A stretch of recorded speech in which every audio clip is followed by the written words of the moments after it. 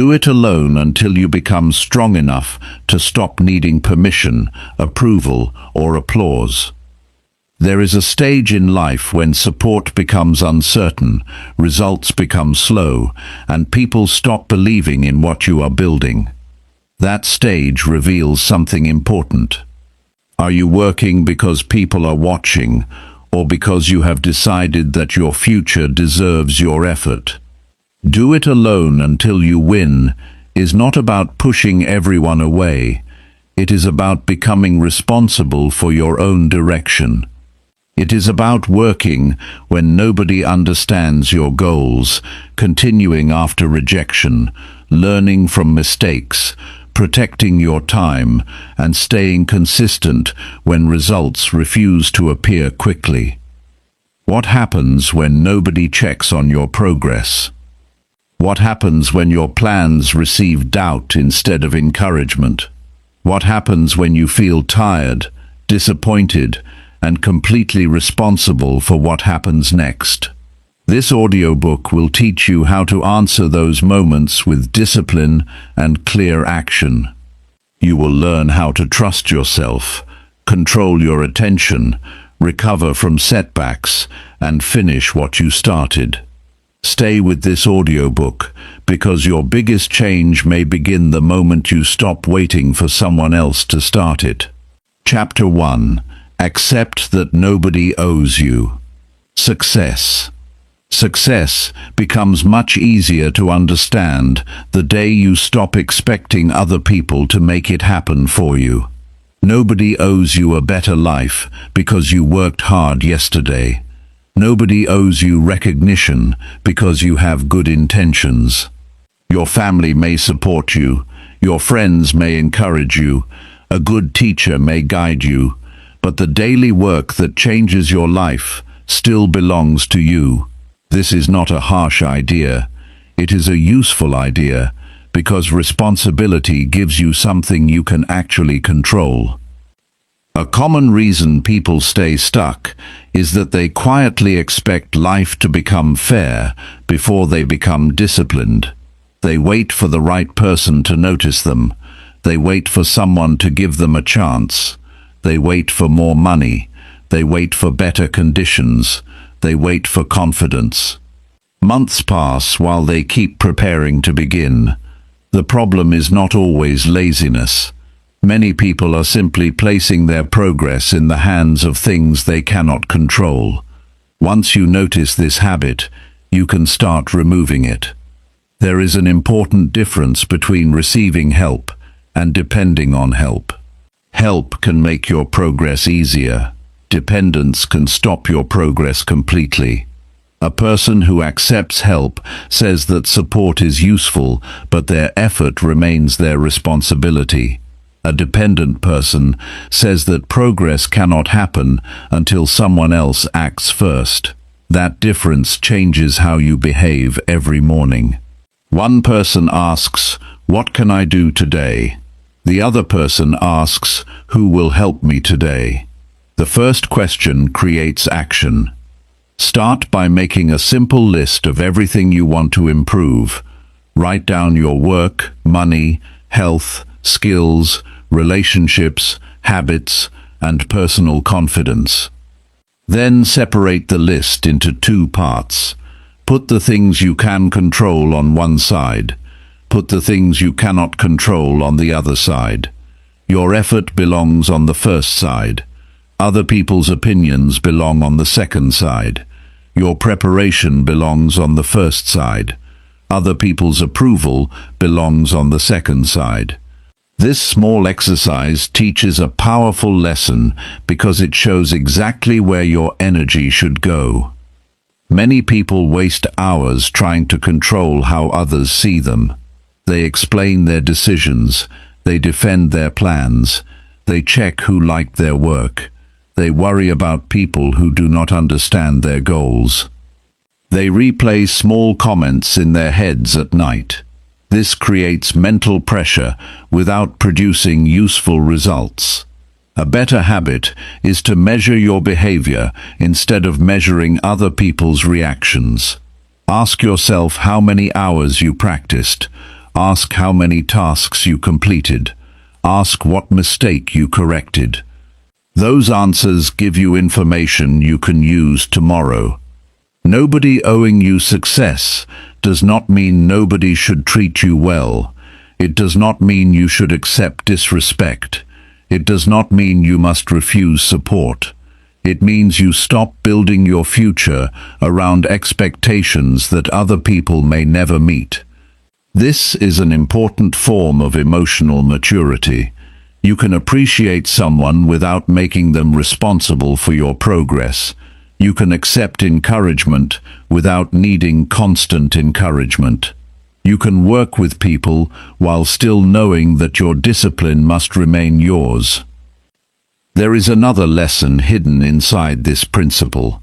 Expectations can create anger when reality does not cooperate. A person may say that I worked hard, so I deserve success now. But effort and reward do not always arrive at the same time. You may study for months before passing an exam. You may apply for many jobs before receiving an offer. You may build a useful skill for a year before anyone notices it. The delay does not automatically mean the work is useless. It means results are often slower than emotion expects. This is where many people quit. They do not necessarily quit because the goal became impossible. They quit because they expected a faster response from life. Their effort feels invisible. Their confidence falls. They begin comparing themselves with people who appear to be moving faster. Then they change direction again. This creates a cycle of starting, waiting, doubting, and stopping. You can break that cycle by learning to judge progress through behavior before judging it through results. Create a daily scorecard for yourself. Keep it simple. Choose 3 actions that directly support the life you want. These actions should be measurable. You might read 10 pages, practice a skill for 40 minutes, complete one important work task, save a fixed amount of money, or exercise for 30 minutes. At the end of the day, record what you actually did. Do not record what you planned to do. Do not record what you wanted to do. Record what happened. This creates honest feedback and removes many excuses. The value of a daily scorecard is greater than it first appears. It teaches you to separate intention from action. People often judge themselves by what they meant to do. They say they wanted to exercise, they planned to study, they hoped to start the business. But your life is affected by repeated behavior rather than private intention. The scorecard brings your attention back to facts. You either practiced or you did not. You either completed the task or you did not. This honesty may feel uncomfortable at first, but it gives you a clear place to begin. Take another practical step. Stop using other people's behavior as the starting point for your own effort. Someone does not answer your message. Continue your work. Someone does not praise your progress. Continue improving. Someone does not believe in your ability. Continue learning. Someone receives an opportunity before you. Study what they did without turning their progress into an insult against yourself. This does not mean ignoring useful feedback. It means refusing to make another person's reaction the condition for your discipline. There is a simple psychological reason this works. Every time you act only after receiving approval, you train yourself to wait for approval. The brain becomes familiar with that pattern. You start looking outside yourself before making decisions. Your confidence becomes connected to reactions. But every time you complete a useful task without needing praise, you strengthen your ability to act independently. You are teaching yourself that action does not require an audience. That is a practical form of self-trust. Self-trust is not created by repeating positive statements in the mirror. It is built through evidence. You promise yourself that you will wake up at a certain time, and then you do it. You promise yourself that you will study, and then you study. You decide to stop wasting an hour each evening, and then you protect that hour. Each completed promise gives you evidence that your words can guide your behavior. Each broken promise gives you information about where your discipline needs work. This is much more useful than simply telling yourself to believe in yourself. Your environment also matters. People often blame their lack of discipline entirely on personal weakness. Sometimes the real problem is poor structure. Your phone sits beside your bed. Notifications remain active. Your work materials are difficult to find. Your most important task has no scheduled time. Easy entertainment is always available. These conditions make distraction convenient. You can change them. Put your phone away during focused work. Prepare tomorrow's materials tonight. Decide the first important task before going to sleep. Make useful behavior easier to start. You should also learn to recognize the difference between being alone and being isolated. Being alone can be useful because it gives you time to hear your own thoughts and examine your decisions. Isolation becomes harmful when you refuse every useful relationship. The goal is not to reject people. The goal is to stop requiring people to carry responsibilities that belong to you. A strong person can ask for advice. A strong person can accept correction. A strong person can work with others. But that person still takes responsibility for what happens next. There will be days when you feel tired and nobody notices. There will be mornings when your room is quiet and your plans feel far away. There will be evenings when you finish difficult work and nobody knows what it cost you. Those moments matter because they reveal whether your behavior depends on attention. The useful question is not whether someone saw your effort. The useful question is whether the effort moved you forward.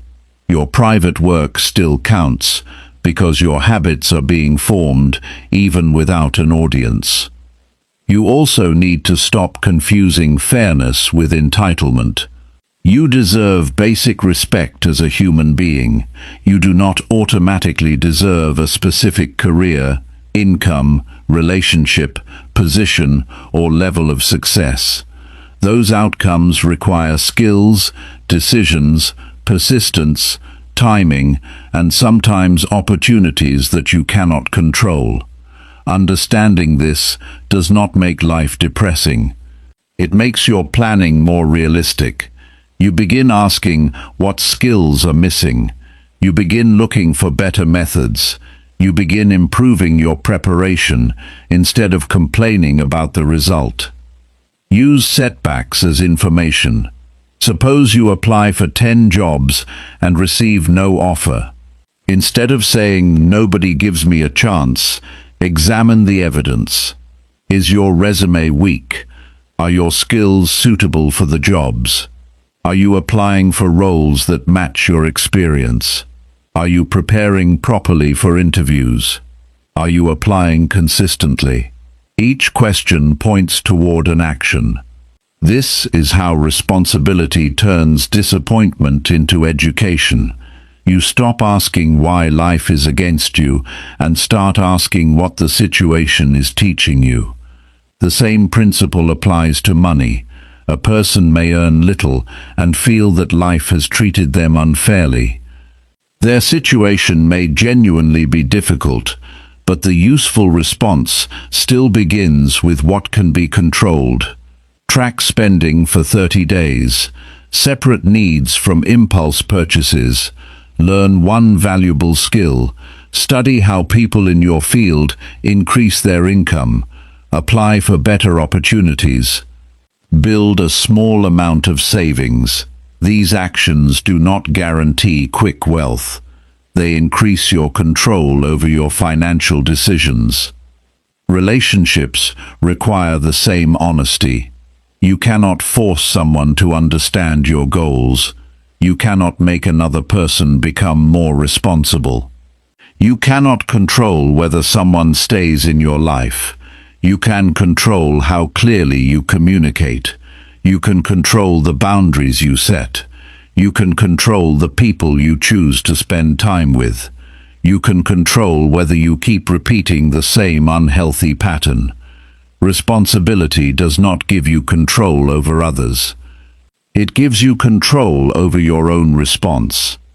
A useful daily habit is to ask yourself 3 questions before going to bed. What did I control today? What did I waste energy trying to control? What will I do differently tomorrow? Keep your answers short. Do not write a long speech about your day. Write facts. Maybe you spent an hour checking other people's progress online. Maybe you avoided an important conversation. Maybe you completed the hardest task before lunch. The purpose is not to judge yourself harshly. The purpose is to become more accurate about your own behavior. There is also a practical benefit to doing important work without waiting for company. You become faster at starting. You no longer need a group to create momentum. You no longer need someone to remind you every day. You can sit at a desk and begin. You can walk into the gym and complete your routine. You can open the book and study. You can practice speaking alone. You can review your mistakes privately. This independence becomes valuable because many important improvements happen during ordinary hours when nobody is watching. Do not wait until you feel completely ready. Readiness often develops through repeated action. A person learns to speak clearly by speaking. A person becomes organized by organizing. A person becomes disciplined by practicing discipline. A person becomes confident by keeping promises to themselves. You do not need perfect confidence before starting. You need enough honesty to identify the next useful action. Then you need enough discipline to complete it. Your next level may require fewer explanations and more evidence. You do not need to announce every goal. You do not need to convince everyone that you are serious. You need a routine that produces visible improvement. Let your calendar show your priorities. Let your completed work show your discipline. Let your growing skills show your effort. This approach reduces unnecessary pressure because you stop performing progress for other people and start building progress for yourself. There is a quiet strength in knowing that your future is not waiting for someone else's permission. You can begin learning today. You can improve your schedule today. You can correct one habit today. You can make one difficult decision today. You can stop blaming someone today. You can spend one focused hour today. None of these actions require a perfect life around you. They require ownership of the part that belongs to you. Accepting that nobody owes you success does not make you alone in life. It makes you responsible for your direction. You can still receive help. You can still build friendships. You can still work with a team. You can still learn from people who have more experience. But you no longer sit still, waiting for someone else to create the life you want. You become the person who gets up, studies the situation, chooses the next action, and does the work. Tomorrow morning, do not begin by checking who noticed you. Begin by checking what matters. Choose one task that improves your future. Give it your full attention. Complete it before you search for approval. At night, look honestly at your actions and record what you learned. Repeat that process the next day. Over time, you will have something stronger than temporary excitement. You will have proof that you can depend on your own actions. That proof changes how you work, how you make decisions, and how you face difficult days. Chapter 2. Start working before anyone understands you. Most worthwhile work looks unclear before it produces evidence. A new skill can look unnecessary. A new business can look unrealistic. A new routine can look strange to people who know your old habits. This is why starting before everyone understands you requires more than courage. It requires the ability to work without immediate social approval. You must learn to separate being misunderstood from being wrong. Those are not the same thing. People often explain their plans too early because they want relief from uncertainty. They tell friends what they are building. They describe the changes they want to make. They talk about the future they want. Then they watch the reactions. Someone laughs. Someone doubts them. Someone gives an opinion without knowing the details. The person feels discouraged before doing any real work. The problem was not the goal.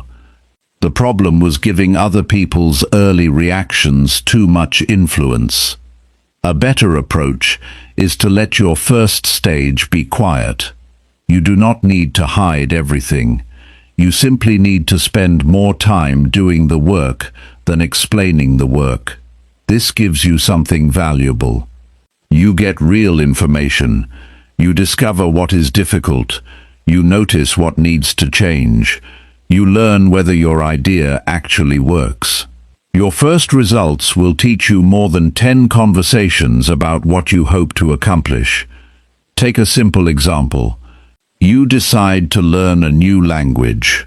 During the first month, you may struggle to remember basic words. Your pronunciation may feel uncomfortable. You may make mistakes while speaking. Someone watching you for 5 minutes might think you are not good at it. That judgment means very little. What matters is whether you practice consistently and improve from one week to the next. Early performance is often a poor measure of long-term ability. This principle applies to almost every serious improvement. The beginning is usually awkward because you are still developing the skill. A person learning to write may produce poor sentences at first. Someone learning sales may struggle to speak confidently. Someone starting exercise may feel weak after a short session. A person learning to manage money may make several small mistakes before understanding their spending patterns. You should expect this stage instead of treating it as proof that you should stop. There is an important difference between feedback and approval. Feedback gives you information that can improve your work. Approval gives you emotional comfort. You need useful feedback. You do not need constant approval. Ask people specific questions about your work instead of asking whether they like your goal. Ask what could be improved. Ask what seems unclear. Ask where you made a mistake. These questions create learning. Asking everyone whether you will succeed usually creates opinions that you cannot use. Your work should also have a private measurement system. Suppose you are trying to become better at writing. Do not measure yourself only by how many people react to your writing. Measure how many pages you practice. Count how many pieces you complete. Track how many errors you identify. Compare your work from 1 month to the next. This gives you a more accurate picture. External attention can change for many reasons. Your practice record tells you whether you are actually doing the work. Another useful habit is to delay public judgment. Give yourself a period where the only goal is learning and building. This could be 30 days for a habit, 90 days for a serious skill, or longer for a major project. During that period, avoid making daily decisions based on comments from other people.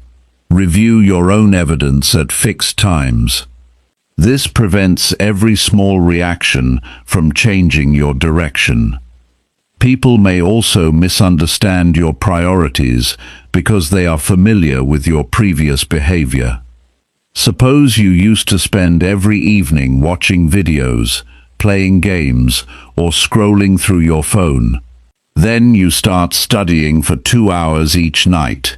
Someone may say you have changed too much. Another person may ask why you are taking everything so seriously. Their reaction is understandable because they remember the old pattern, but their comfort with your old behavior does not determine what is best for your future. This is one reason personal change can create tension. Your improvement changes your schedule. Your schedule changes your availability. Your availability changes how often you participate in old activities. Some people may interpret that change personally. You do not need to fight them. You can explain your priorities respectfully and continue. You are not required to make everyone comfortable with every decision that improves your life. Working before being understood also means learning to tolerate incomplete recognition. You may do excellent work and receive no praise for a long time. You may help a project succeed while someone else receives more attention. You may study a skill for months before anyone notices your improvement. This is difficult because humans naturally pay attention to social feedback. But you can train yourself to value progress even when it is not publicly rewarded. Try this exercise for 7 days. Choose one important task each morning. Complete it before checking social media, messages, or other people's opinions about your work. Keep the task connected to your long-term goal. At the end of the day, write down what you completed. Do not post about it. Do not announce it. Do not look for compliments.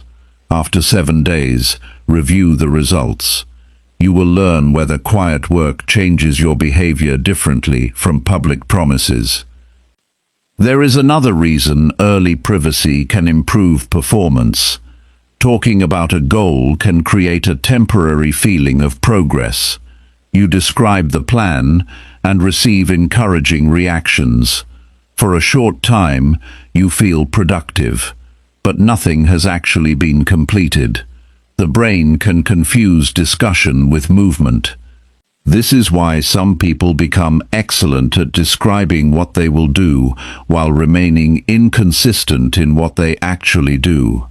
Less discussion can leave more energy available for execution. You should also be careful with people who give strong opinions without asking for details. Someone may tell you that your idea will fail because they would never do it. That statement tells you about their preference, not necessarily about your possibility. Listen carefully, but evaluate the source. Does this person have experience in the area? Have they tested the method? Do they understand your situation? Can they identify a specific weakness? Useful criticism contains information. Random doubt does not. At the same time, do not use the idea of being misunderstood as an excuse to ignore every warning. That would be another form of poor judgment. Sometimes people point out real problems. Your job is to examine the criticism rather than react emotionally. Write down the concern. Look for evidence. Test the idea on a small scale. Change the part that does not work. Keep the part that does. Being independent does not mean being stubborn.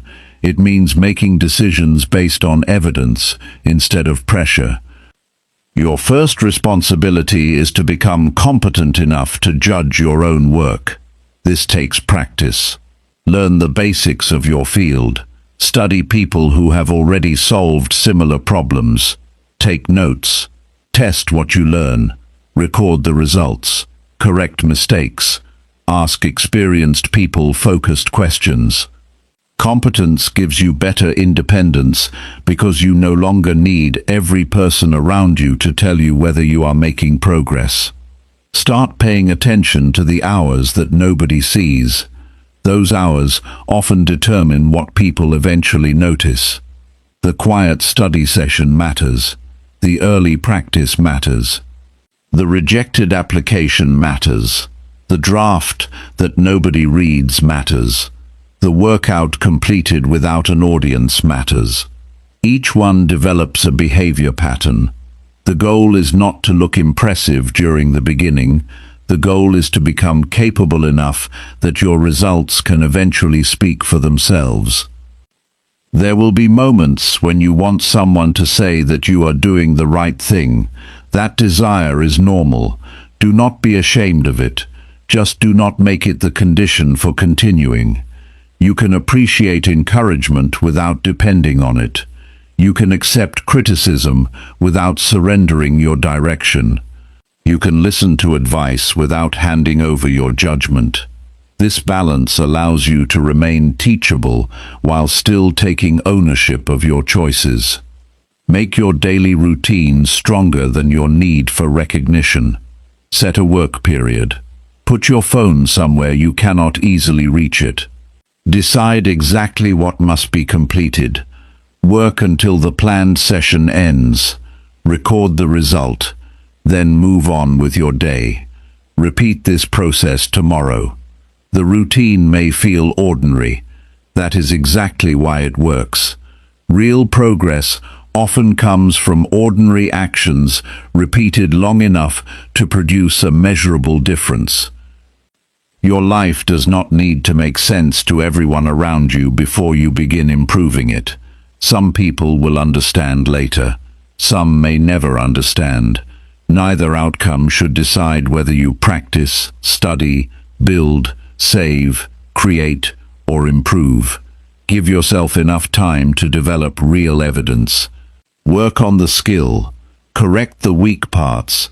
Protect your attention. Stay open to useful criticism.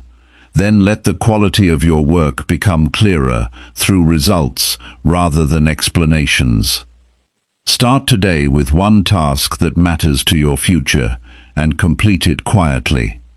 Do not wait for everyone to understand why you are doing it. Do not spend the day defending your decision. Use that energy to learn, practice, and improve. By the end of the day, you should have something real that did not exist that morning. Then repeat the process tomorrow. That is how private effort gradually becomes visible progress. Chapter 3. Keep moving when your support disappears. Support can make difficult work easier, but it cannot be the foundation of your discipline. People change their priorities. Friends become busy. Family members may stop encouraging you. A person who once helped you may move in another direction. This can hurt because support often becomes part of our routine without us noticing. The real test begins when the familiar encouragement is no longer there, and the work still needs to be done. One of the most useful skills you can develop is learning how to continue without emotional reinforcement. You may wake up and feel no excitement about the task ahead. Nobody may ask whether you completed it. Nobody may notice that you stayed up late learning something difficult. You still have a choice. You can allow the missing support to stop your routine, or you can adjust your routine so that it does not depend on constant support. That adjustment is a practical form of maturity. Start by identifying exactly what kind of support has disappeared. Is it money? Is it advice? Is it encouragement? Is it accountability? Is it transportation? Is it someone's time? Is it access to an opportunity? Be precise, because different problems require different responses. A person who loses encouragement needs a different solution from someone who loses financial support. Clear identification prevents emotional confusion from becoming a bigger problem than the original setback. Suppose someone used to study with you every evening and suddenly stops. You may feel that studying alone is harder. The useful response is not to wait indefinitely for that person to return. Create a new structure. Choose a fixed study time. Prepare the material before starting. Set a small target for each session. Keep a record of completed work. Review your progress at the end of the week. You have replaced external accountability with a system that you can operate yourself. This is an important lesson because many people confuse motivation with structure. Motivation depends heavily on how you feel. Structure depends on what you have already decided. On a good day, motivation may make work easy. On a difficult day, structure tells you what happens next. This is why routines are valuable. They reduce the number of decisions you need to make while tired or disappointed. You do not have to negotiate with yourself every morning. There is also a hidden emotional problem after support disappears. You may start asking whether people stopped supporting you because you are failing. That conclusion is often unsupported. People have their own problems, responsibilities, financial limits, and changing interests. Someone becoming less available does not automatically mean that your goal has become less valuable. Separate the person's availability from your judgment about yourself. This simple distinction can prevent unnecessary self-doubt. Another useful practice is building several sources of support instead of relying completely on one person. Learn from books, take a course, join a useful community, speak with experienced people, use a planner, keep written records. Develop skills that allow you to solve more problems yourself. This does not mean becoming distant from people. It means reducing the risk of having your entire progress stop because one person becomes unavailable. You should also prepare for predictable periods of low support. Before beginning a difficult goal, ask yourself what happens if the person helping me becomes unavailable. What will I do if money becomes tight? What will I do if my schedule changes? What will I do if my first plan fails? These questions are not negative thinking, they are preparation. A strong plan includes a response for common disruptions instead of assuming that every week will remain comfortable. Consider a person trying to build a new career while working a regular job. Their friend may encourage them during the first few months. Later, the friend becomes busy and stops asking about the project. The person feels forgotten. But the real opportunity is to move from emotional accountability to personal accountability. They can schedule 3 weekly work sessions. They can set monthly skill targets. They can track applications or completed projects. They can review their results every Sunday. The goal continues because the system continues. There is another skill worth developing. Learn to continue at a smaller pace rather than stopping completely. People often believe they must maintain their ideal routine every day. Then, one difficult week arrives. They cannot study for 2 hours, so they study nothing. They cannot exercise for an hour, so they skip the whole week. They cannot work on a project for an entire evening, so they do not touch it at all. This all-or-nothing pattern causes unnecessary breaks. Create a minimum version of your routine. On normal days, perhaps you study for 1 hour.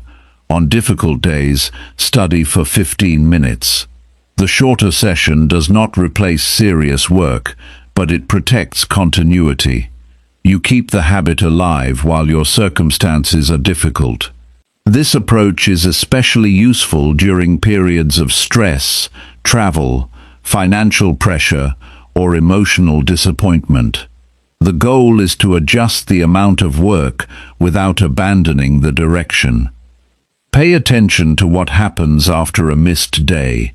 One missed day is an event.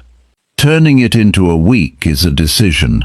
You may feel disappointed because you failed to follow your plan.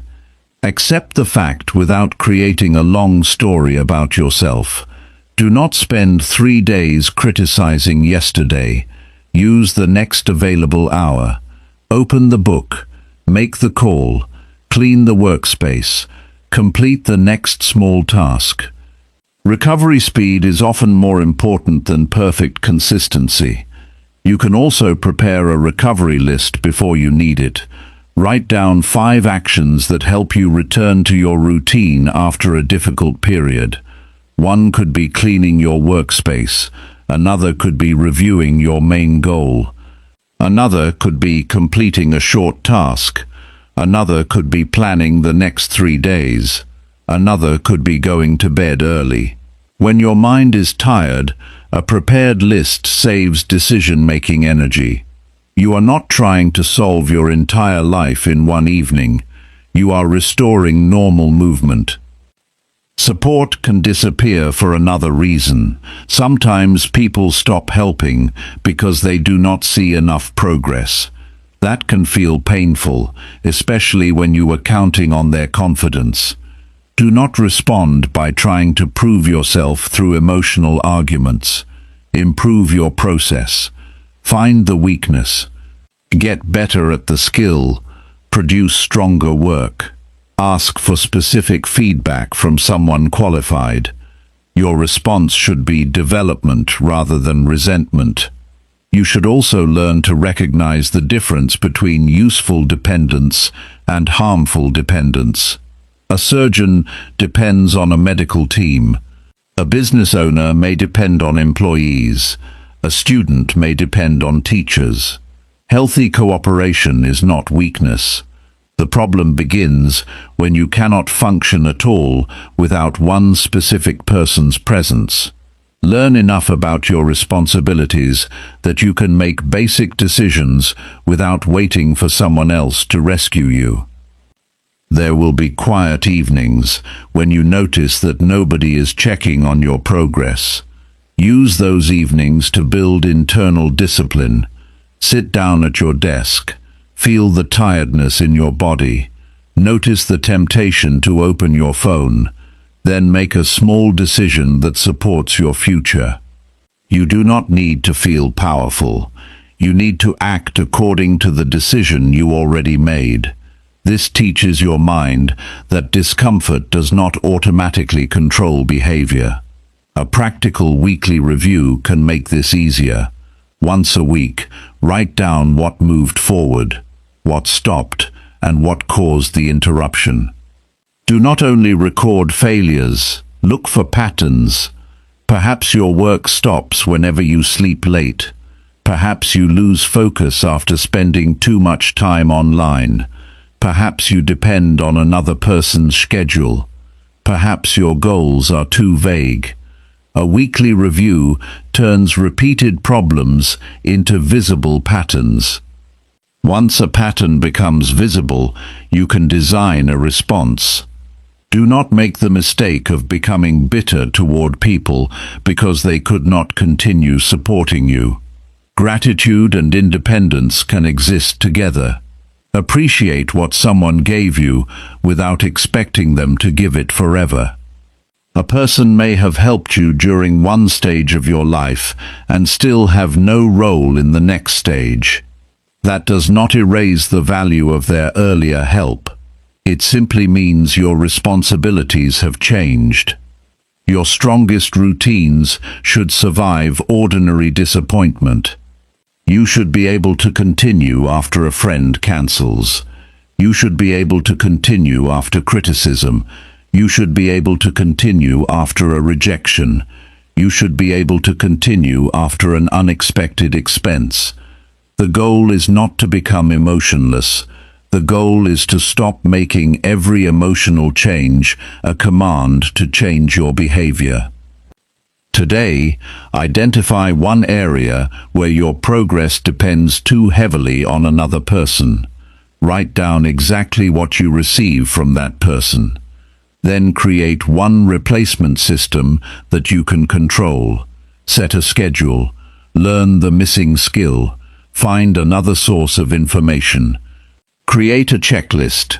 Save a small emergency amount. Ask a different qualified person for guidance. Take one practical step that makes your progress less fragile. The deeper lesson is simple. Support is valuable, but your ability to continue matters more. People may come and go during different stages of your life. Your circumstances may change without warning. Your routine must be flexible enough to survive those changes. Keep the important goal clear. Reduce the size of the task when necessary. Learn from every interruption and return quickly after setbacks. Progress becomes more reliable when your next action does not depend on whether someone else is standing beside you. A useful next step is to build your personal backup system today and test it during your next difficult week. Chapter 4. Handle rejection without questioning your worth. Rejection can hurt deeply because it often feels personal, even when the decision is based on something completely separate from your value as a person. A job application can be rejected because another candidate has more experience. A proposal can be declined because the timing is wrong. A relationship can end because two people want different things. A business idea can fail because customers do not need the product in its current form. The result is real, but the meaning you attach to that result may be completely wrong. The first skill is learning to separate an outcome from an identity. Losing an opportunity means you lost that opportunity. It does not prove that you are a failure. Receiving criticism means someone found a weakness in your work. It does not prove that you are a weak person. This distinction matters because your mind naturally wants simple explanations. After rejection, it may say something broad such as, "Nobody wants me," or "I am not good enough." Those statements feel powerful because they explain everything at once, but they usually contain very little useful information. Use facts instead of labels. Replace "I am unsuccessful" with "I did not get this position." Replace "Nobody respects me" with "This person rejected my proposal." Replace "I always fail" with "This attempt did not work." Notice how much more precise the second version becomes. Precision reduces emotional confusion. Once you describe the event accurately, you can study it. You can ask what happened, what caused it, what you could improve, and what remains outside your control. Rejection becomes more educational when you slow down your first reaction. Do not immediately send an angry message. Do not make a major decision while your emotions are high. Do not delete your work because you feel embarrassed. Give yourself time to experience the disappointment without allowing it to make every decision. Take a walk, drink some water, sit somewhere quiet. Write down exactly what happened. Your body may feel heavy and your mind may replay the conversation, but you do not have to act on every thought that appears during that period. There is a useful rule you can practice after difficult rejection. Separate the event into 3 categories. The first category contains facts. The second contains interpretations. The third contains actions. For example, the fact may be that an employer chose another candidate. Your interpretation may be that you are not capable. Your action could be improving one skill and applying somewhere else. This simple separation prevents an interpretation from pretending to be a fact. You also need to understand that rejection contains different types of information. Sometimes it reveals a real weakness. Sometimes it reveals a mismatch. Sometimes it reveals timing. Sometimes it tells you almost nothing. A person may reject your proposal because their budget changed. A customer may not buy because your price does not match their needs. A manager may choose someone with a specific qualification. You cannot improve from rejection until you understand what kind of rejection you received. Ask for useful feedback whenever the situation allows it. Do not ask someone to make you feel better. Ask what specific factor influenced the decision. Ask what skill or part of your work could be stronger. Ask what would make your next attempt better. Some people will not provide an answer. Others will give vague comments. Accept that. Your responsibility is to seek information without demanding that every rejection teach you something clear. One of the most practical ways to become less afraid of rejection is to increase your exposure to it. This does not mean chasing rejection for entertainment. It means taking enough reasonable chances that rejection becomes a normal part of effort. Apply for the position, submit the proposal, ask for the meeting, publish the work, make the offer, enter the competition. The more carefully chosen attempts you make, the less likely one negative response is to define your entire emotional state. People often avoid opportunities because they are trying to protect their self-image. They would rather say, "I never tried," than try and hear no. This feels safer in the short term, but it creates a serious long-term cost. You protect yourself from embarrassment while also protecting yourself from progress. You cannot receive opportunities that you never request. You cannot learn from work that you never submit. You cannot discover your real ability by constantly choosing situations where failure is impossible. Create a rejection record for important attempts. Write down the opportunity, your preparation, the response, and what you learned. Keep the record factual. After 10 attempts, review the patterns. You may discover that your first applications were weak, but improved later. You may notice that you keep making the same mistake. You may find that some rejections had nothing to do with your performance. This turns isolated emotional experiences into useful data. There is also an important lesson about comparison. After rejection, you may immediately search for the person who got what you wanted. You look at their experience. You compare their appearance, income, education, skills, or social position with your own. This rarely gives you a fair answer. You do not know their full circumstances. You do not know what they practiced before you noticed them. You do not know what opportunities they received. Study successful people for useful behavior, but do not use their outcome as evidence against your own worth. Another problem appears when people let one rejection contaminate unrelated areas of life. Someone loses a job and then stops exercising. Someone experiences a breakup and then stops studying. Someone's business fails and then they stop taking care of their finances. The original disappointment spreads because the person unconsciously decides that everything is going badly. Protect the parts of your life that are still working. Keep your basic routines. Eat properly. Sleep at a reasonable time. Continue your work. Stay connected with healthy people. Stability gives your mind room to recover. You should also learn to reject yourself less quickly than other people reject you. One person says no, and you immediately stop trying. One employer declines you, and you decide that the entire career is impossible. One customer does not buy, and you assume nobody will ever buy. This is premature judgment. Let the market, the process, and repeated attempts provide enough information before you make a major conclusion.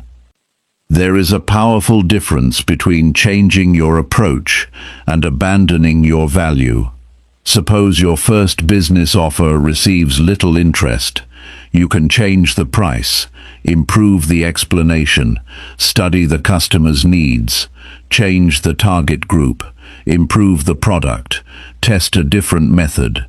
None of these changes require you to declare yourself worthless. They require you to become more accurate. Good personal growth often involves changing your methods while keeping your basic respect for yourself intact. Rejection can also teach you where your identity is too dependent on outcomes. Notice what happens inside you after someone says no. Do you immediately feel smaller? Do you stop speaking? Do you avoid people? Do you become angry? Do you need someone else to tell you that you are still valuable? These reactions can show you where your self-respect needs stronger foundations. Your worth should not rise and fall every time another person makes a decision about you. Build those foundations through behavior. Keep commitments you make to yourself. Learn useful skills. Treat people with respect. Admit mistakes. Take responsibility for your choices. Maintain your standards even when nobody is watching. These actions create a stable sense of self because they are based on character and conduct rather than public results. You may lose a competition while still knowing that you prepared honestly. You may lose a client while knowing that you handled the situation professionally. You may be rejected while still respecting the person who made the decision. There will be rejection that feels especially painful because you genuinely wanted the outcome. Do not pretend that it does not hurt. You can acknowledge disappointment without turning it into self-hatred. Say the honest sentence to yourself. I wanted this, and I am disappointed that it did not happen. Then add another fact. This result does not decide what I do next.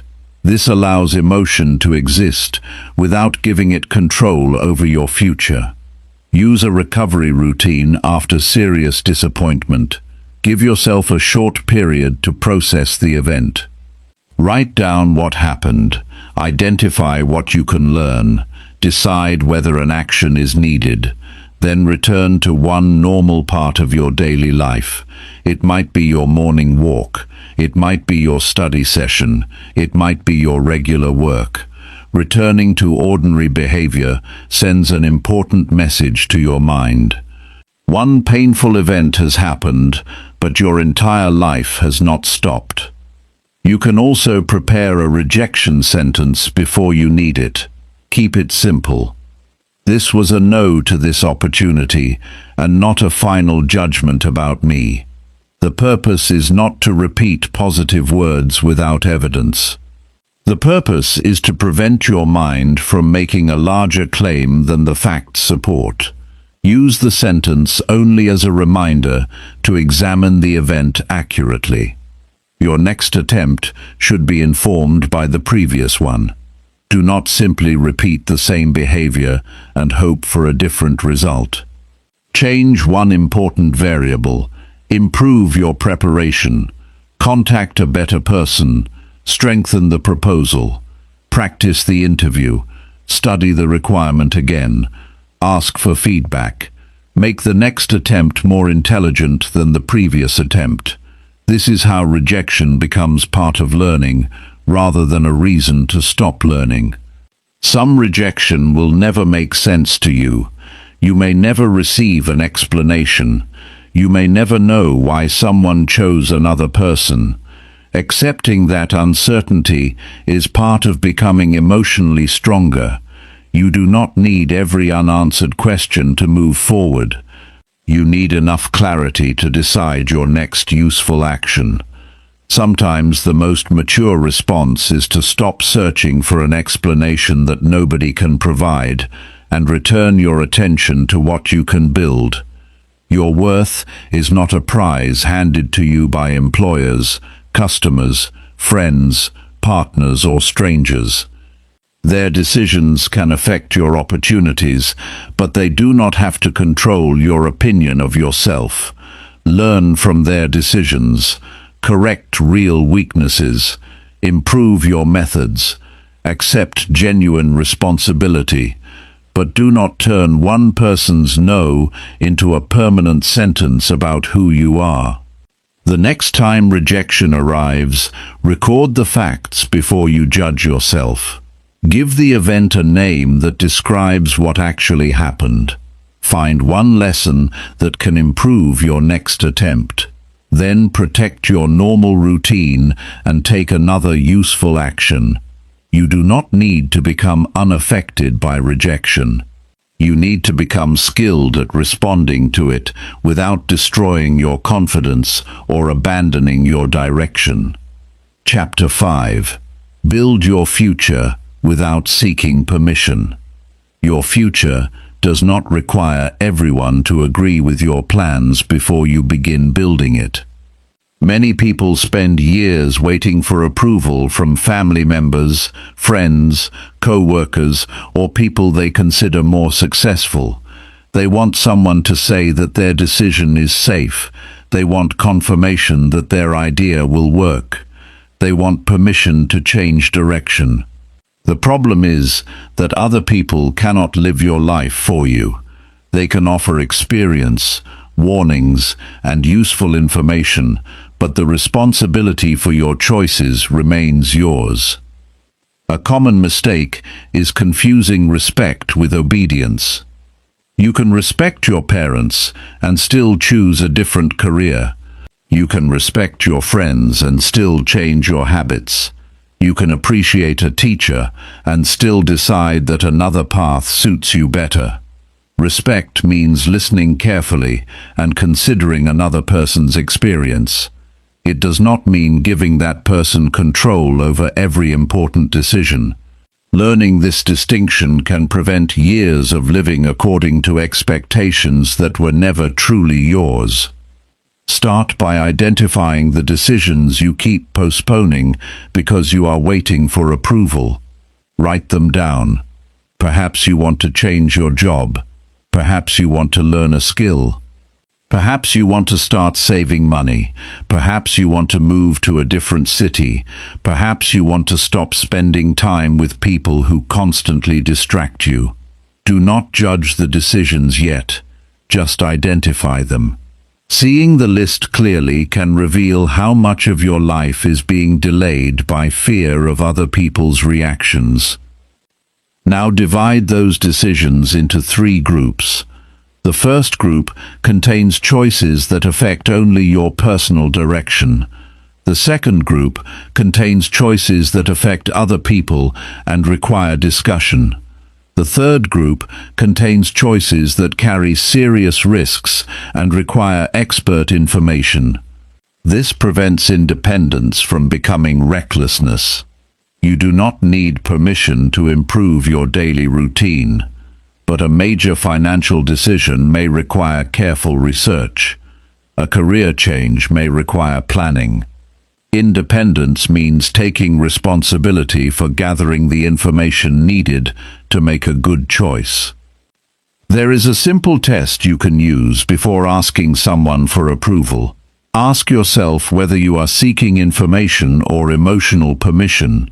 Information helps you make a better decision.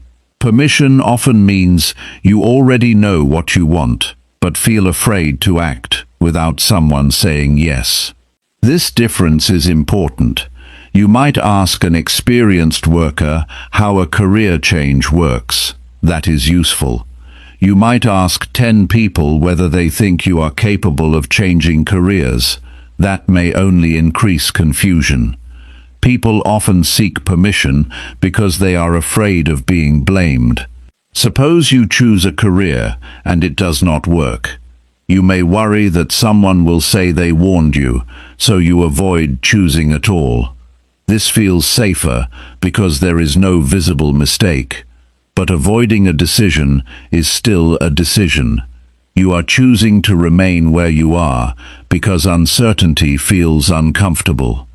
Years later, the cost of avoiding action can be much greater than the discomfort of making a careful mistake. Building your future requires accepting that some decisions will be imperfect. You will not have complete information. You will make choices with limited experience. You may change your mind. You may discover that your first plan was wrong. That does not mean you should wait until certainty arrives. Instead, use small experiments whenever possible.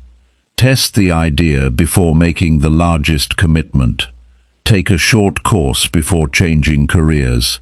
Freelance before leaving your job. Track your expenses before making a major budget change. Practice the skill before investing heavily in it. This approach gives you evidence before commitment. It also reduces unnecessary fear. Instead of asking whether a new path will definitely work, ask what you can test within the next 30 days. That question turns a large, uncertain decision into a smaller, practical experiment. You can learn from the result.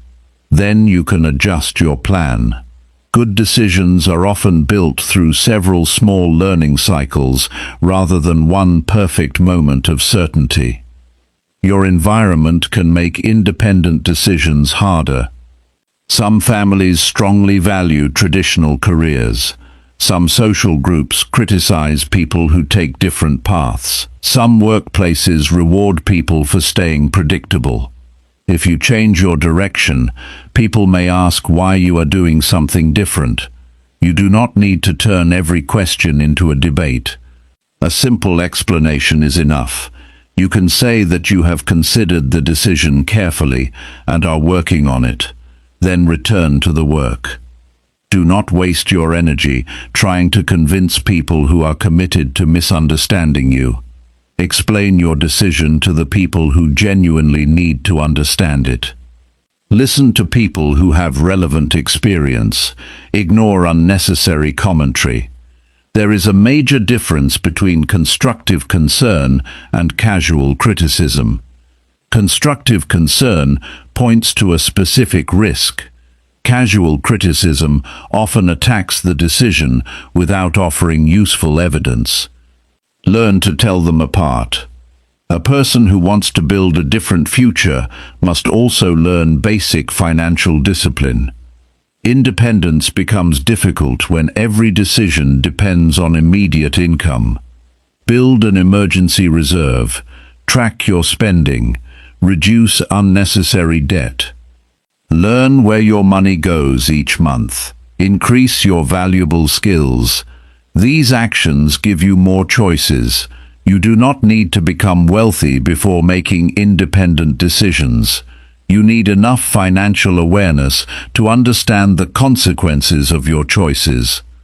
Time deserves the same attention. People often say they want a different future, while giving most of their free time to activities that produce no progress toward that future. Look at your last 7 days. Write down where your hours actually went. Do not estimate from memory if you can check your schedule or phone usage. Compare the time spent on entertainment with the time spent learning, working, exercising, planning, or building useful relationships.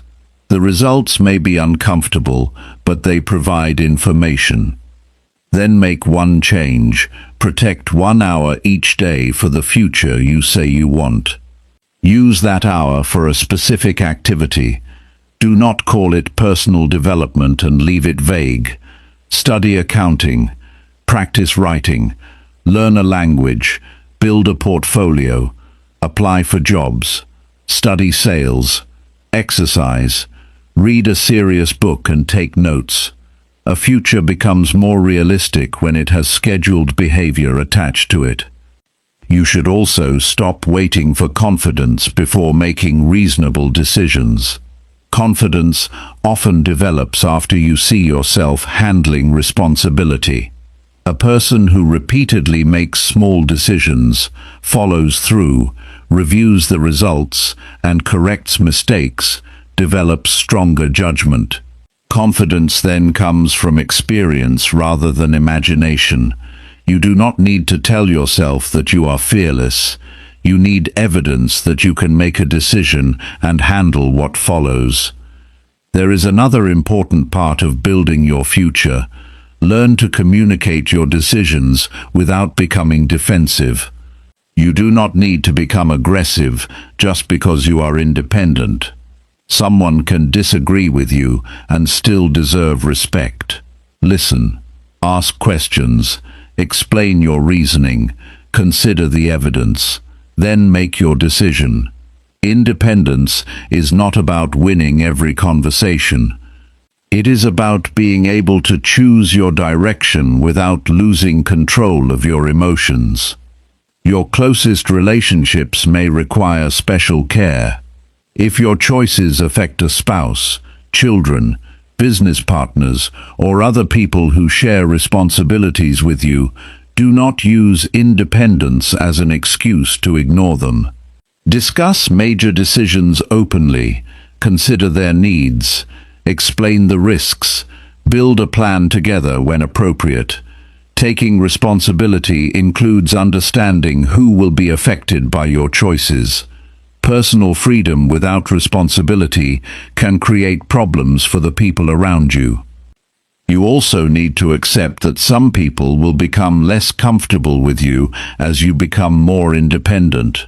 Your old behavior may have made you predictable. Your new behavior may change that. You may stop joining every unnecessary activity. You may start saving money instead of spending it socially.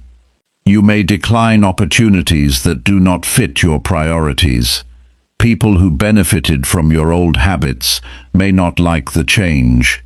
That reaction is information, but it is not automatic proof that your new direction is wrong.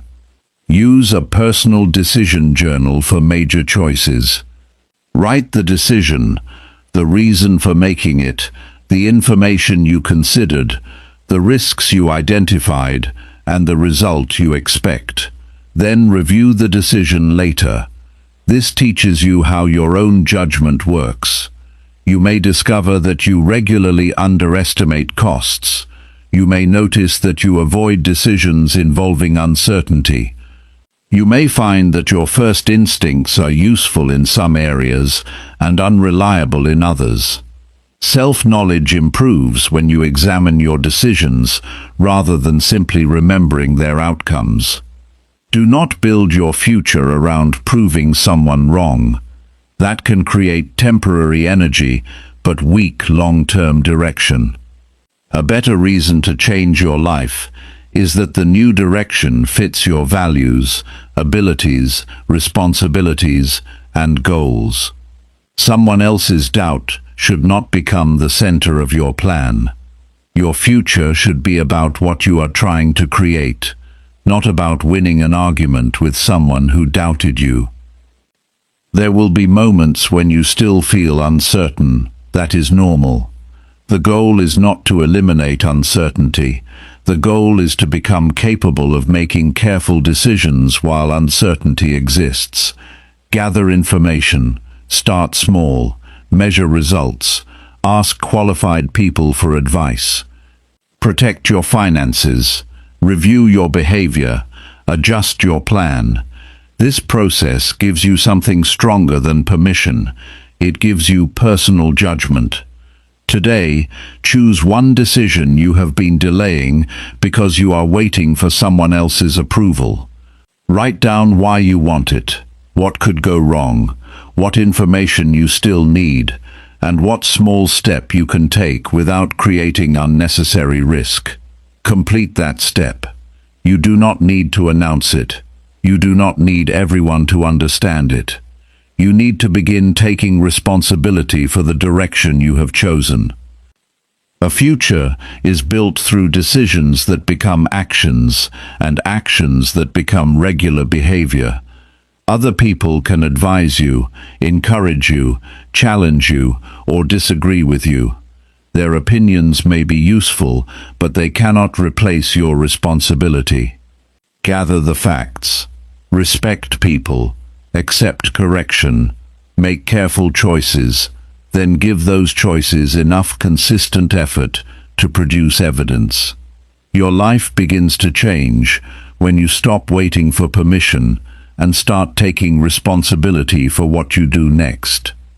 Chapter 6. Stay consistent when results take longer. Slow results test your habits more than difficult work does. Hard work can feel satisfying because you know you are doing something difficult. Slow progress is different. You can spend weeks studying, saving, practicing, exercising, or building something without seeing a result that feels impressive. This is where many people change direction too early. They judge the value of their effort by what is visible today instead of what their repeated actions are developing over time. A useful way to understand consistency is to separate effort from immediate evidence. Your body may become stronger before the mirror shows a major change. Your writing may improve before readers notice.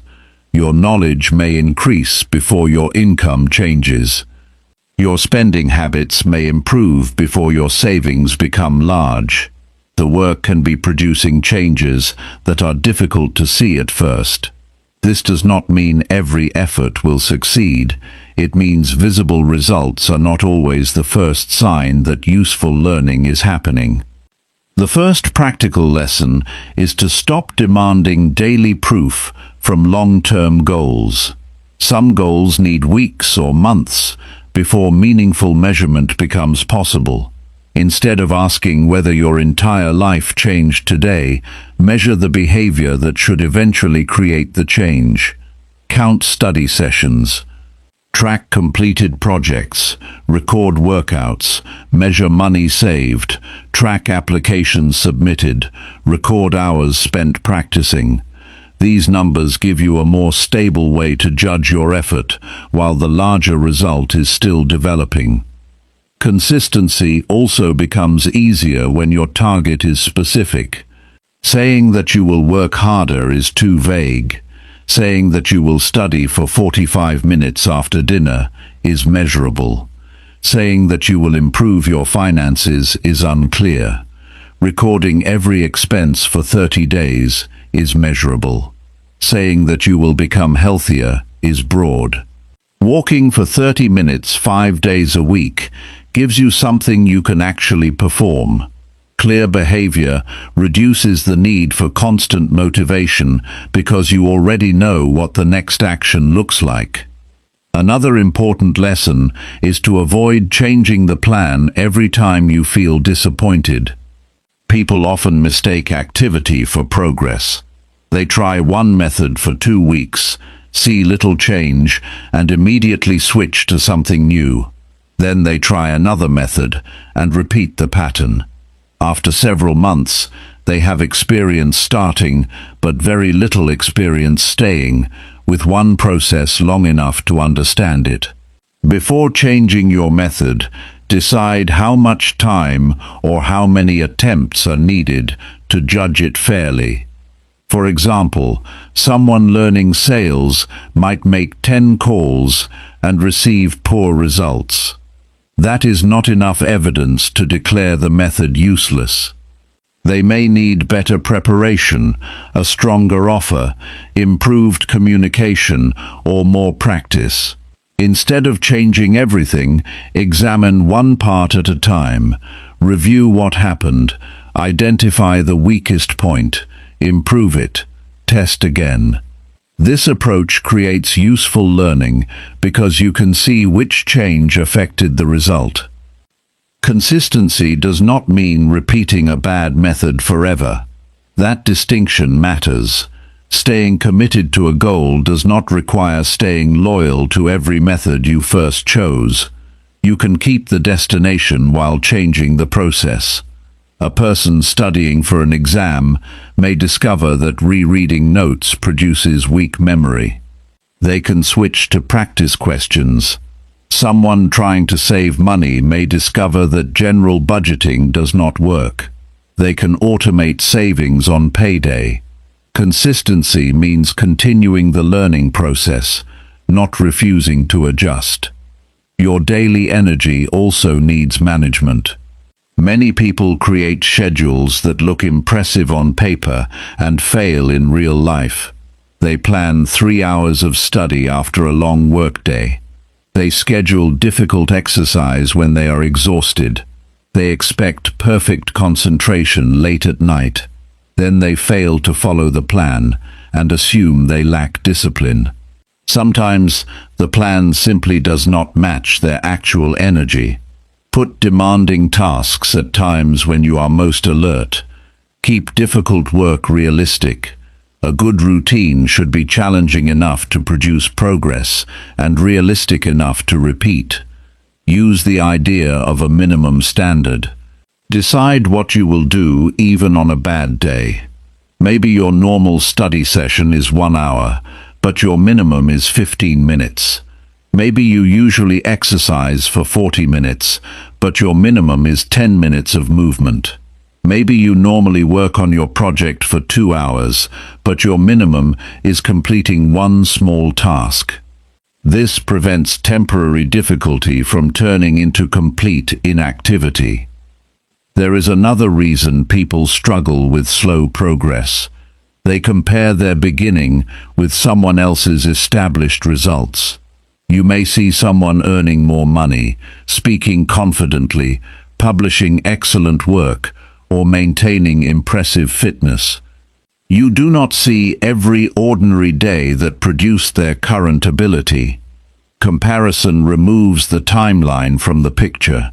Study what they do well, but compare your current behavior with your previous behavior. Ask whether you understand more, perform better, recover faster, or make fewer mistakes than you did 3 months ago. Keep evidence of improvement that your memory can easily forget. Save your old writing. Record your practice times. Keep previous versions of your work. Take monthly measurements where appropriate. Review old notes. This creates a clear record. Human memory often focuses strongly on recent experiences. You may feel like nothing has changed because today's result looks similar to yesterday's. Looking back several months can reveal differences that ordinary daily observation misses. Patience also becomes easier when you understand the role of repetition. Skills become more reliable through repeated exposure to the same type of task. You learn a language by using it repeatedly. You become better at communication by practicing conversations. You improve at managing money by repeatedly making better spending decisions. You improve at work by solving many problems. One successful attempt does not create a stable ability. Repeated correct behavior gives you a stronger base. Do not confuse boredom with lack of progress. Some useful routines become boring because they are familiar. The same workout, the same study desk, the same budgeting review, the same practice session. Your mind may start looking for something more exciting. That does not mean the activity has stopped being useful. You can make small improvements while keeping the core routine stable. Change the exercise slightly. Use a new practice problem. Study a different example. But do not abandon a useful habit simply because it no longer feels new. Your surroundings can also weaken consistency. Keep the tools for your important habit ready. Put the book on your desk. Prepare your workout clothes. Keep your work materials organized. Schedule your practice before distractions fill the day. The fewer steps between you and the desired behavior, the easier it becomes to begin. You are not trying to create a perfect environment. You are reducing unnecessary friction. Pay attention to the language you use after a slow week. Saying that nothing is working can be inaccurate. Maybe your income has not increased, but your skills have improved. Maybe your weight has not changed much, but your endurance has increased. Maybe nobody has noticed your work, but your quality is better. Do not invent progress that is not there, but do not ignore smaller improvements either. Accurate evaluation requires looking at several measurements instead of one dramatic outcome. You should also set review dates rather than reviewing your goal emotionally every evening. Choose a weekly review for short-term habits and a monthly review for larger projects. During the review, examine your behavior, results, problems, and next adjustment. Between review dates, focus on execution. This protects you from changing your plan because of one frustrating afternoon. Your emotions can provide information, but they should not be the only system deciding whether your plan continues. A useful technique is to keep a process goal beside an outcome goal. The outcome might be earning more money. The process could be spending 5 hours each week developing a valuable skill and applying for suitable opportunities. The outcome might be passing an exam. The process could be completing practice questions for 1 hour each weekday. You cannot guarantee the outcome, but you can control much of the process. This distinction reduces helplessness and gives your attention a practical target. There will be days when you question whether your effort is worth continuing. Use those moments to examine evidence rather than emotion. Check your records. Review your original reason. Look at what has improved. Identify what still needs work. Then decide whether the goal itself is wrong or whether your current method needs adjustment. Do not make that decision simply because you had one difficult day. Consistency becomes much stronger when you plan for interruptions. Travel can disrupt your schedule. Family responsibilities can change your available time. Work can become unexpectedly demanding. Illness or exhaustion can reduce your capacity. Build flexible options into your routine. Have a shorter version of the habit. Keep an alternative workout. Carry study material with you. Use a simple task list when your normal schedule breaks. Flexibility protects continuity. The deeper lesson is that long-term progress requires a different relationship with time. You cannot force every result to arrive according to your preferred schedule. You can control the quality and frequency of your actions. You can improve your method. You can gather information. You can correct mistakes. You can keep showing up. This does not guarantee every goal will happen exactly as planned, but it gives you the best chance to discover what is possible. Today, choose one result that has been taking longer than expected. Write down the actions that should support it. Decide what you will measure for the next 30 days. Set a realistic minimum for difficult days. Pick one date for reviewing your progress instead of judging yourself every few hours. Then return to the work. Let the calendar move while you continue learning and improving. Your task is not to force immediate proof.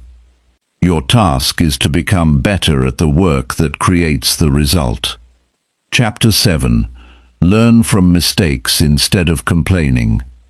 A mistake becomes expensive when you repeat it without studying it. Everyone makes poor decisions, misses details, misunderstands situations, and chooses the wrong approach sometimes. The important difference is what happens afterward. One person becomes defensive and spends hours explaining why the mistake happened. Another person examines the event carefully and changes something before trying again. The second person turns an unpleasant experience into useful knowledge. Complaining can feel productive because it gives your mind a clear target. You can blame the customer, the manager, the economy, your family, your circumstances, or another person's decision. There may be genuine problems in the situation, but identifying a problem is not the same as improving your position. The practical question is, what information can be taken from the event and used to make the next decision better? Start by separating responsibility from blame. Responsibility asks what part of the situation was influenced by your choices.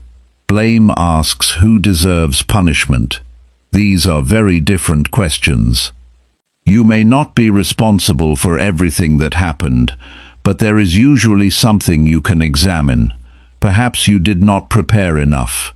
Perhaps you ignored an early warning. Perhaps you trusted the wrong information. Perhaps you acted too quickly. Finding your part gives you something you can change. Use a mistake review after an important failure. Write down exactly what you expected to happen, then record what actually happened. After that, identify the point where the two paths became different. This is more useful than simply writing that everything went wrong.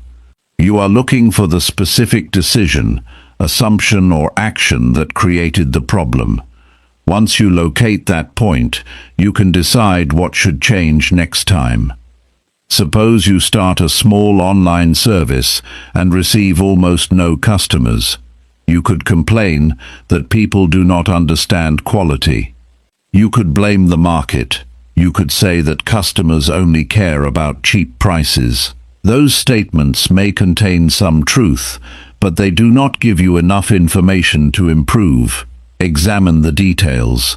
Did you speak to potential customers before creating the service? Was the offer easy to understand?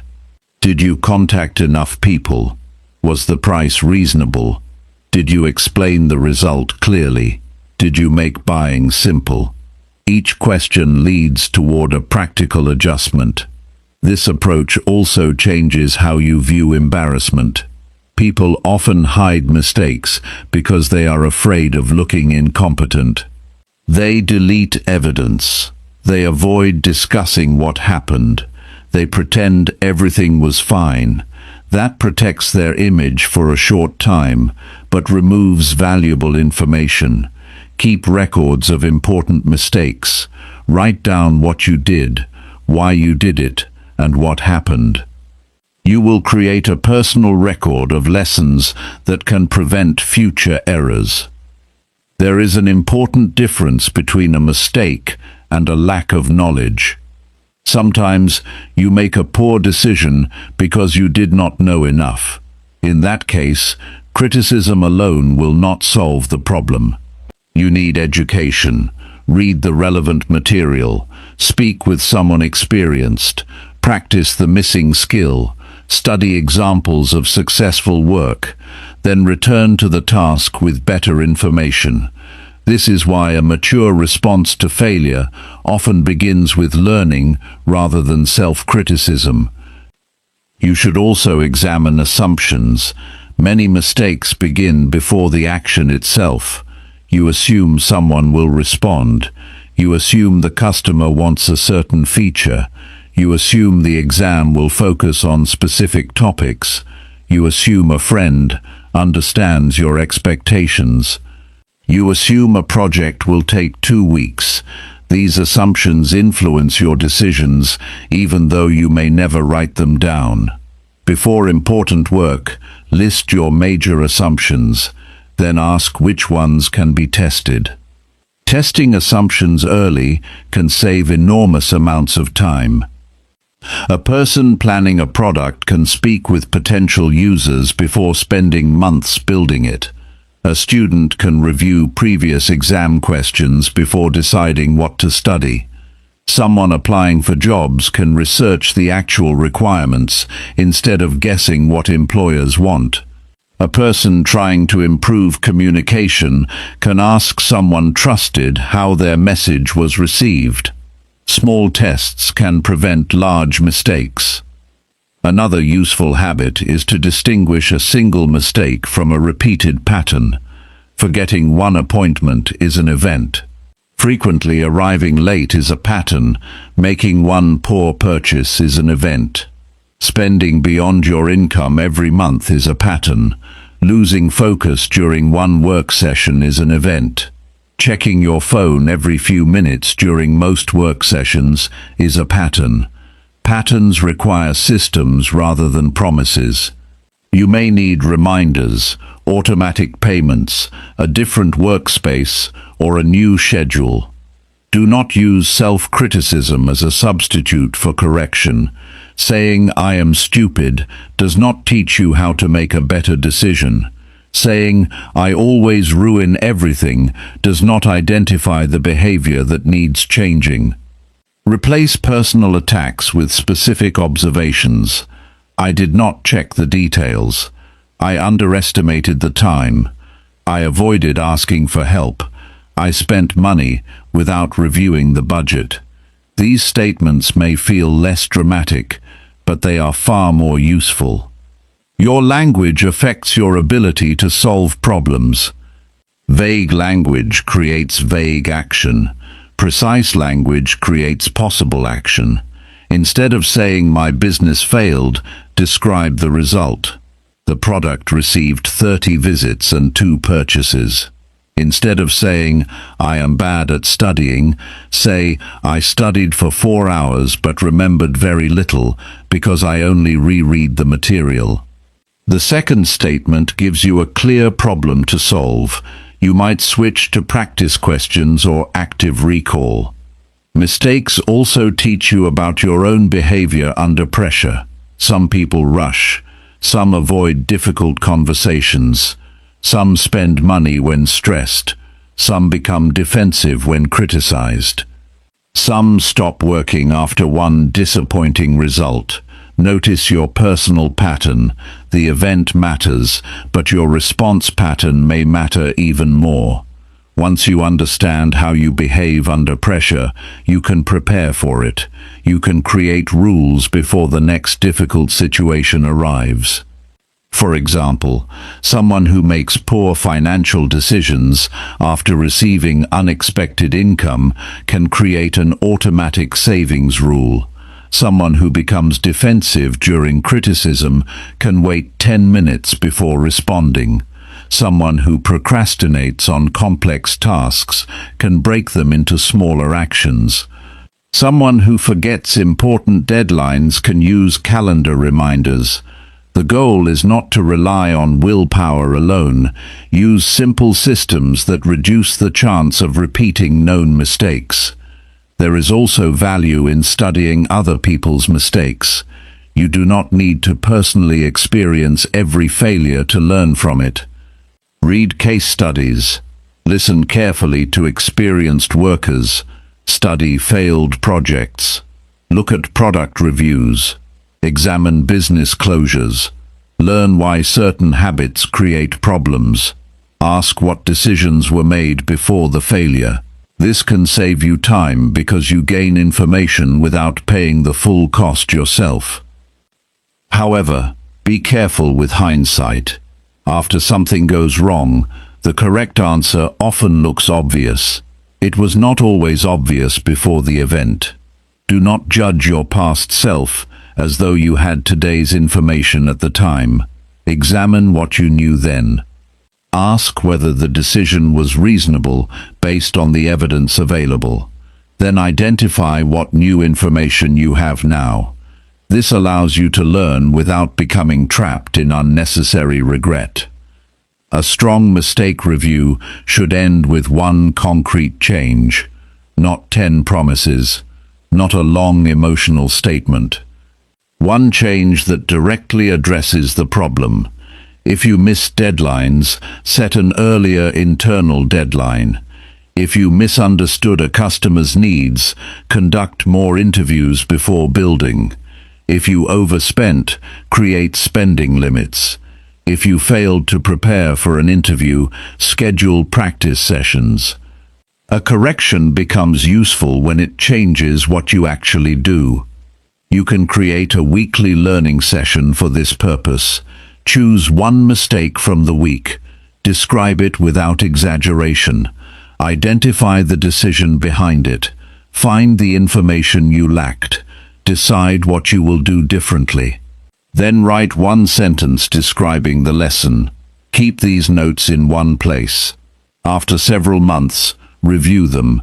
You may notice repeated themes that were difficult to see 1 week at a time.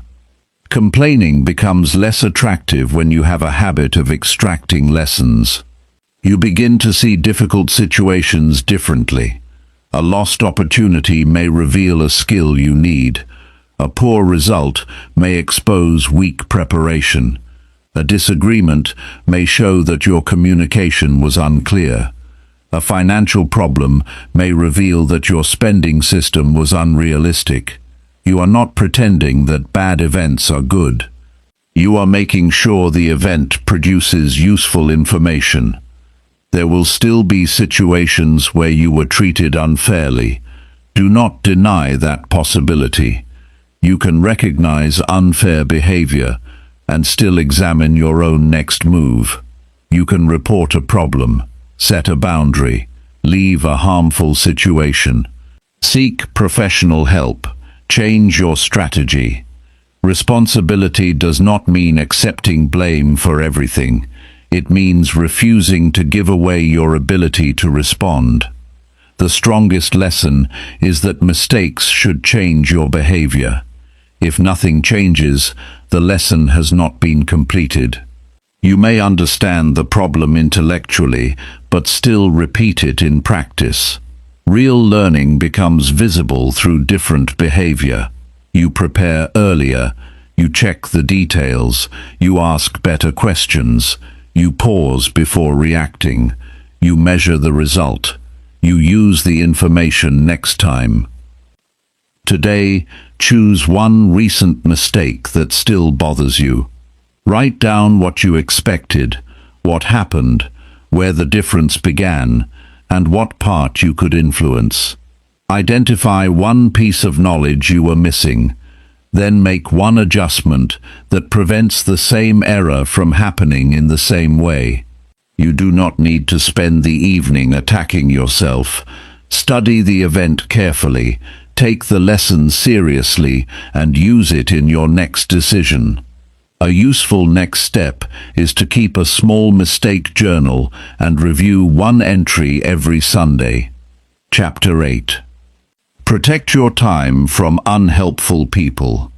Your time becomes expensive the moment you understand that every hour spent with the wrong person can remove an hour from something important. Not every difficult person is bad.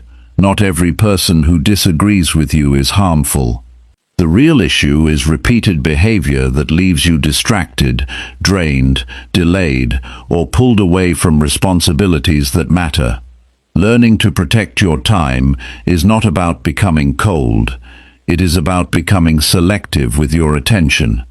Start by looking at your actual week instead of guessing where your time goes. For 7 days, record the conversations, meetings, visits, calls, messages, and social activities that take more than a few minutes. Write down how long they lasted and what happened afterward. Notice whether you returned to your work with energy or needed a long period to recover your attention. This exercise often reveals something surprising. The problem may not be one major distraction. It may be many small interruptions that quietly consume the day. Some people do not waste your time intentionally. They may simply have different priorities. A friend may enjoy spending 3 hours discussing other people's lives. You may need that evening to study. A coworker may enjoy long conversations during work hours. You may have an important deadline. A family member may expect immediate responses to every message. You may need uninterrupted time. The difference does not make either person bad. It means you need clearer boundaries. A boundary becomes useful when it changes behavior.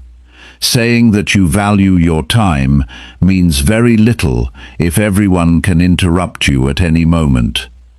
Decide when you are available and when you are not. During focused work, silence unnecessary notifications. Put your phone away. Close unrelated tabs. Tell people that you will respond later. Use a specific time for messages rather than checking them every few minutes. Small rules can protect large amounts of attention. One of the least understood costs of interruption is the time required to return to deep concentration. A conversation may take 10 minutes, but the mental disturbance can last much longer. You may return to the task and spend several minutes remembering where you stopped. Then another message appears. Another person asks something. Soon an hour has passed without meaningful progress. This is why protecting blocks of uninterrupted time is more effective than simply trying to work faster. You should also examine the people you regularly discuss your goals with. Some conversations leave you with useful information. Others leave you comparing yourself, defending your choices, or worrying about problems that do not belong to you. Pay attention to the emotional result. After talking to someone, do you understand your next step more clearly? Did you learn something useful? Did the conversation help you solve a problem? Or did you spend most of the time complaining, gossiping, judging, or repeating the same story? A person does not need to be negative all the time to become unhelpful to your progress. Sometimes the problem is simply that the relationship takes more time than you can reasonably give. This is important because it allows you to make better decisions without turning people into enemies. You can care about someone and still reduce how often you meet. You can answer a message later. You can decline an invitation. You can leave a conversation after a reasonable amount of time. Learn to say no without creating a long explanation. Many people waste time because they believe every refusal needs a detailed defense. It does not. A simple statement can be enough. I cannot join tonight.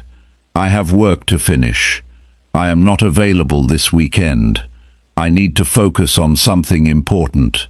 The more you explain, the more opportunities you may create for someone to negotiate your decision. A clear response protects both your time and your relationship. There is another habit worth changing.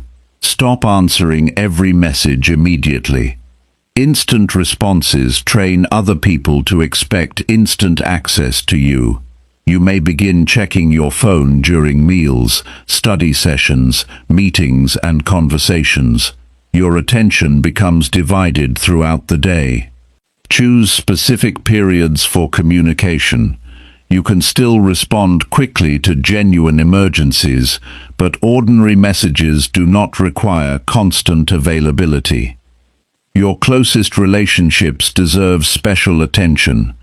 Protecting your time does not mean treating loved ones as interruptions. It means giving important people proper attention instead of giving everyone random pieces of your day. A focused conversation with a family member can be more meaningful than checking your phone while pretending to listen. Put the device away. Sit down. Listen carefully. Give that person your attention for a defined period. Good boundaries can improve relationships because they create better quality time. Workplaces can create another challenge. Some co-workers use conversation to avoid their own responsibilities. Others interrupt because they need help. You should learn the difference. Helping someone solve a genuine work problem can be valuable. Repeatedly allowing unnecessary interruptions can damage your own performance. Ask what they need. If the issue is important, give it a suitable time. If it can wait, tell them when you can respond. This keeps cooperation without sacrificing your entire schedule. You also need to protect your time from people who constantly create unnecessary drama. Their problems may be real, but you are not required to become available every time something happens.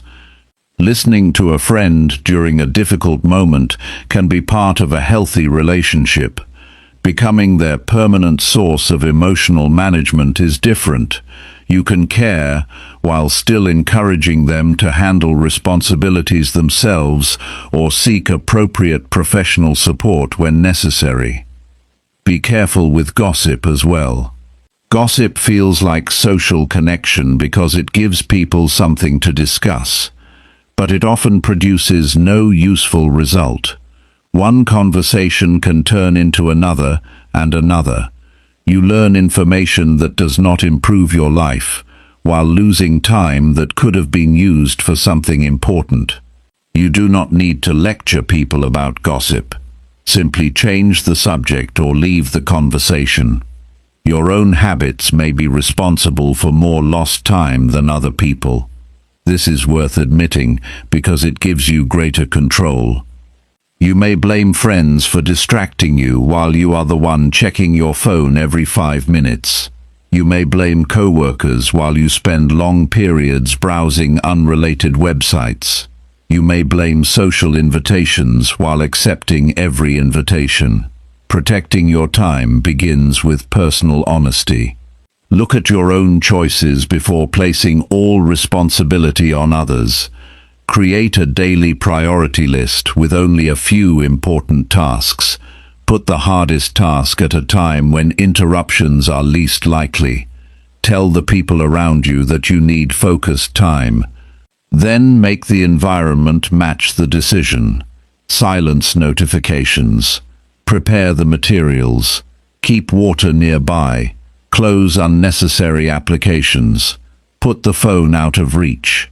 A protected hour should look different from an ordinary hour. You can also create communication windows. Perhaps you check messages at noon and again in the evening. Perhaps you return calls after finishing your main work. The exact schedule depends on your responsibilities. The principle is simple. Communication should have a place in your day, instead of controlling the entire day. This gives you greater control over attention without requiring you to disappear from other people. Another practical tool is the time budget. Give different activities a weekly limit. Work may require a certain number of hours. Exercise may require several sessions. Family time may require regular evenings. Learning may require dedicated blocks. Social activities may receive a smaller amount. Once your important responsibilities have space, you can decide what remains. This prevents social activity from expanding until it consumes every available hour. Do not confuse busyness with connection. Spending hours with people does not automatically create strong relationships. Quality matters.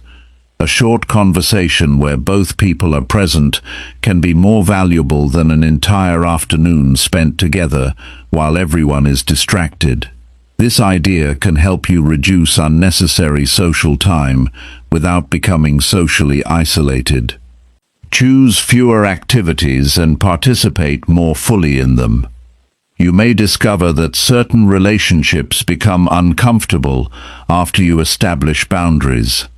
Someone may say you have changed. Someone may complain that you are too busy. Someone may expect the same access they had before. Listen to reasonable concerns, but remember that changing your schedule is not automatically disrespectful. Your responsibilities have changed. Your goals have changed. Your available time may have changed. Healthy relationships can adjust to reasonable boundaries. There is also a deeper lesson about attention. Time is measured in hours, but your attention determines what those hours produce. Two people can have the same amount of time and create completely different results because one person works with concentration while the other spends the day switching between conversations, messages, entertainment, and tasks. Protecting your time, therefore, requires protecting your ability to concentrate.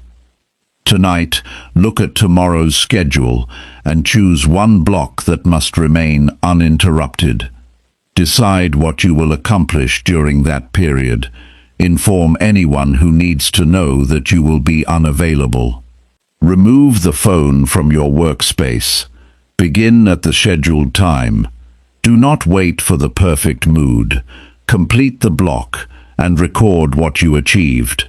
This small experiment will show you how much work becomes possible when your attention is protected. Your goal is not to remove every unhelpful person from your life. Your goal is to stop allowing unhelpful patterns to control your schedule. Be respectful. Be available to people who genuinely need you. Give loved ones meaningful attention. Help where help is appropriate. But keep enough time protected for the responsibilities that shape your future. Your calendar should show that your priorities are real. Tomorrow, protect one important hour and let that hour belong completely to the work that matters most. Chapter 9. Become strong enough to trust yourself. Self-trust is not something you receive because you want it badly. It develops through repeated evidence that your decisions can guide your behavior.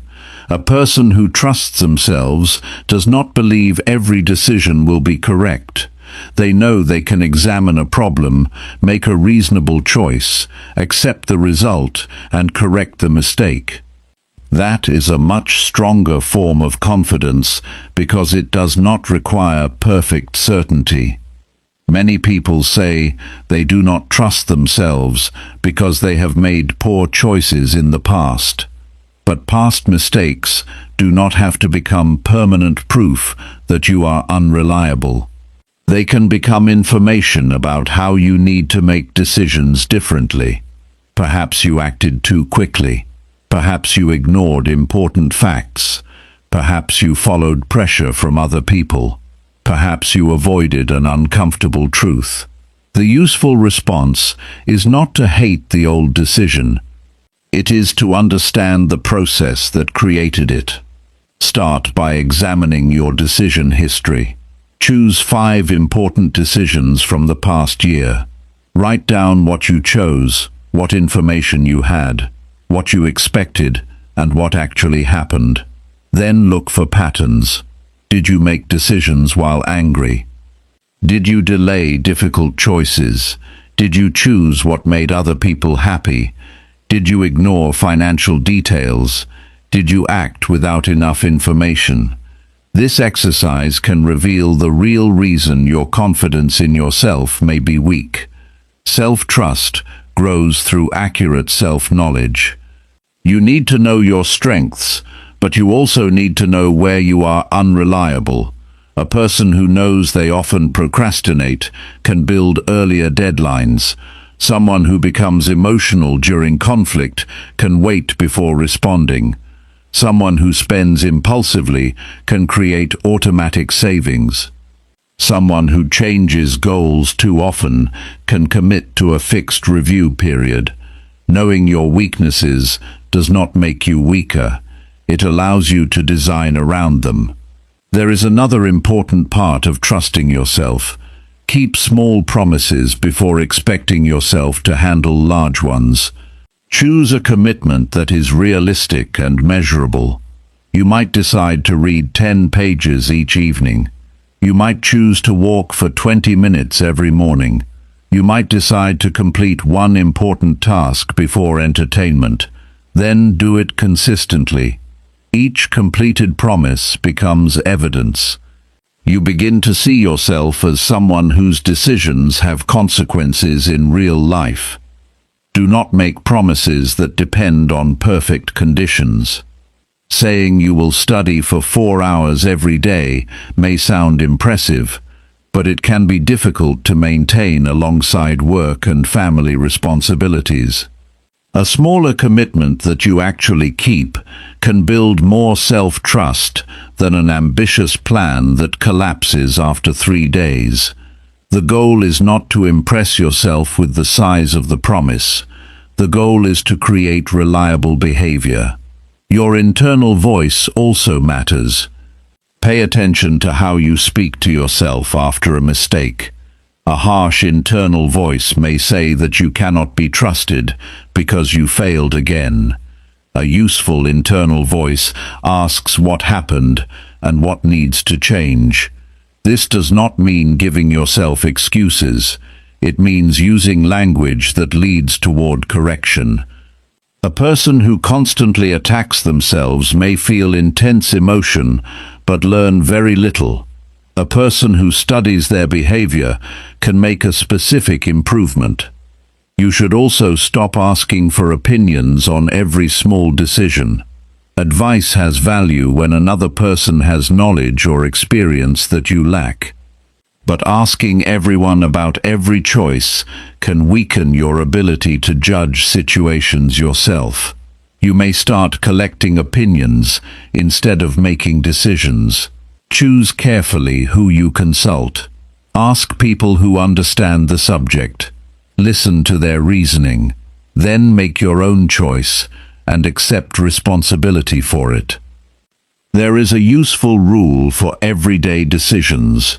Gather enough information to avoid obvious mistakes, then act before endless research becomes another form of avoidance. You will rarely know everything. A person choosing a course cannot predict every result. Someone accepting a job cannot know every future challenge. Someone starting a project cannot know exactly how customers will respond. Good judgment means making the best reasonable decision from the information available rather than waiting for complete certainty. Trusting yourself also requires learning to tolerate disagreement. Someone can disagree with your choice without proving that your choice is wrong. Listen carefully. Ask why they disagree. Check whether they have information you missed. If they raise a valid concern, adjust your plan.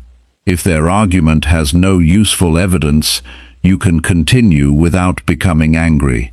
You do not need everyone around you to share your opinion before you can move forward. Your body can also affect your ability to trust your own judgment.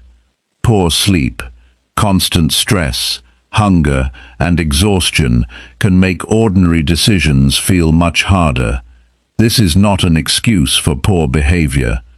It is a practical reason to take care of basic physical needs. A tired person may react quickly. A rested person may notice details.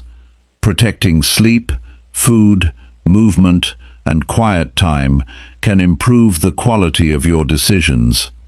Create periods of quiet thinking during the week. Sit without your phone for 15 or 20 minutes. Review what you are doing and why you are doing it. Ask whether your current behavior matches your stated priorities. This is not about sitting and waiting for a perfect answer. Write down specific concerns. Identify the next decision. Decide what information is missing. Then take action. Quiet reflection becomes useful when it leads to clearer behavior. You should also learn to distinguish intuition from fear. Intuition can sometimes reflect patterns you have learned through experience. Fear can also create a strong feeling without reliable evidence. Do not automatically obey either one. Examine the facts. Ask what specifically concerns you. Look for evidence that supports the concern. Look for evidence against it. If necessary, test the situation in a smaller way. This process helps you make decisions based on more than emotion. Another way to build self-trust is to finish things. People who frequently abandon commitments can lose confidence in their own ability to follow through. You do not need to finish every project you ever start. Some projects should be stopped because they are no longer useful. But make that decision consciously. Do not quit simply because the work became boring. Decide why you are stopping. Record what you learned. Then choose what deserves your attention next. There is a difference between changing your mind and being inconsistent. Changing your mind after receiving new information can be a sign of good judgment. Changing your mind every time you feel uncomfortable can be avoidance. Learn to identify the reason for the change. Did the facts change? Did the goal change? Did the risk become larger? Did you discover a better option? Or did you simply lose motivation? Honest answers make your decisions stronger.